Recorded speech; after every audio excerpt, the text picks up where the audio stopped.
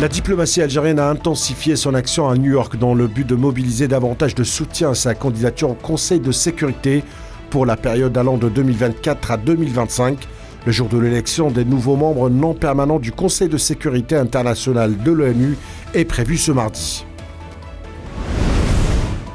Le ministre algérien des Affaires étrangères Ahmed Attaf s'est entretenu par téléphone avec son homologue turc Hakan Fidan sur les moyens de renforcer les relations de coopération et de partenariat entre les deux pays. À cette occasion, le chef de la diplomatie algérienne a félicité Fidan pour sa nomination à la tête du ministère turc des Affaires étrangères, lui souhaitant plein succès dans l'accomplissement de ses missions.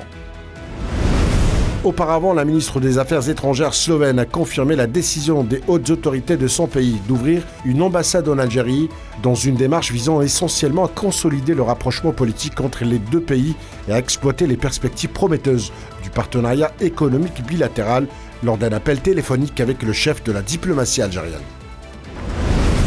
À 2 jours de l'examen par l'Assemblée nationale du projet de loi pour l'abrogation de la réforme des retraites, quelques 250 manifestations et rassemblements sont prévus à travers la France aujourd'hui. Les opposants à la réforme des retraites promulguée le 15 avril dernier se donnent rendez-vous pour la 14e fois dans la rue ce mardi et qui peut être une dernière journée de mobilisation.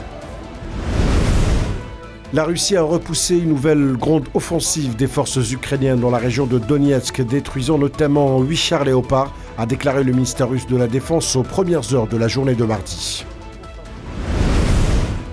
Les forces ukrainiennes ont effectué de multiples frappes sur le barrage hydroélectrique de Kakhovka dans la nuit de lundi à mardi, selon la déclaration du maire de la ville affirmant qu'elle avait détruit les robinets vannes du barrage et provoqué un rejet d'eau incontrôlable. Moscou et Kiev s'accusent mutuellement d'en être responsables. L'Agence internationale pour l'énergie atomique (IAEA) a confirmé qu'il n'y a pas de menace pour la sécurité de la centrale nucléaire de Zaporizhzhia. Par la suite, le président ukrainien Volodymyr Zelensky mènera une réunion d'urgence du Conseil national de sécurité et de défense en rapport avec la situation à la centrale hydroélectrique.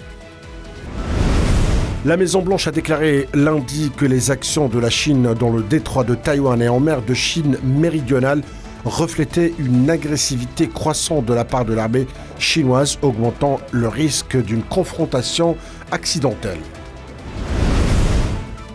La Commission européenne a annoncé lundi la prolongation jusqu'au 15 septembre de l'autorisation donnée à 5 pays de l'Union européenne, voisins de l'Ukraine, d'interdire la vente sur leur sol de céréales ukrainiennes tout en les laissant transiter sur leur territoire.